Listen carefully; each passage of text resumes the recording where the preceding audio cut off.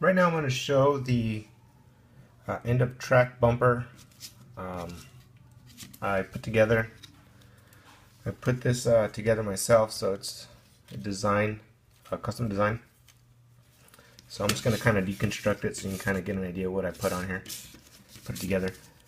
Down here at the bottom, I put some little brush just to kind of add a little bit of detail to it. I'm going to pop this up. So let me pull the brush out so you can get an idea of what it looks like, what it's made out of. So the way I did it is I have a 6x1 and then two 2x1 flats on either end. So I chose to use, rather than using a 2x4, I used a 2x1 with the little studs on top and then a flat end piece. And then you just put that straight across your track there. So that'll cover the 2x here, and then it'll be an empty 2x in the middle. And then I put some of these hinge pieces. This is a 4x1 with the 2 hinge pieces attached. So it's 4x1 across with the 2 hinge pieces attached. I attached those there just like that. And then I used a flat. I used a flat 1x4 piece, and then the same thing on the top with the 2 hinge pieces. And then I connected them straight across. Then I had to add this 1x4 to be able to reach this stud area. So you can kind of see in the video how it reaches this particular, so you got to have that one there, on there. Then down at the bottom, all I added was a 6x1 and then another 6x1, but the thick 6x1 brick rather than just the small plate. Drop that down right on there, so it's going to actually overlap your track. So see how this actually goes over the track? You just kind of see it there. So it overlaps over the track. And then pull these off so you can see underneath. So then I added some of these Technic pieces. So the Technic, the 2x1s that have the holes, 2 holes in them, and then a flat 1x on top. So I dropped that right on there, and that, actually let me show you the other one.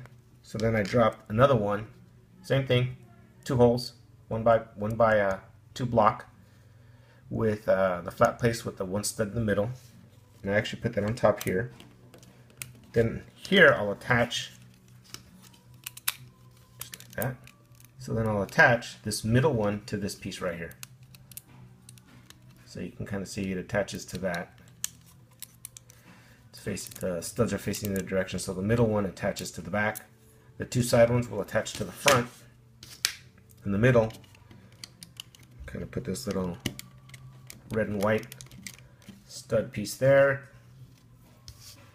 And then here, I got the round 4x4 flat top, and then I've got 2 round 4x4 flat pieces. So it's 2 of those stacked together. See if you can see here with the light. It's a little tricky. There you go. So it's two of the 4x4 flat pieces, and then the 1 gray on top. Down at the bottom, I actually included a 1x1 small piece with a stud on it, and then that just fits right there, just like that. Then on top, for my light, I actually added the 1x1 that has a stud on the front, stud on the top. Drop there on there. Drop this piece on here. That on top. And there it is. Done. I'll just kind of tighten everything up, make sure everything's good.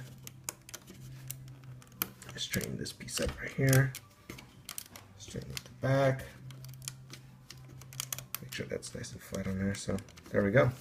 And I'll just attach it to the track. See if I can get it on here. There we go. Let me put in my brush here.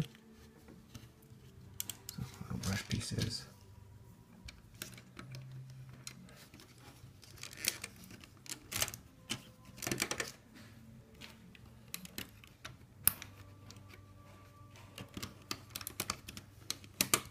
Go.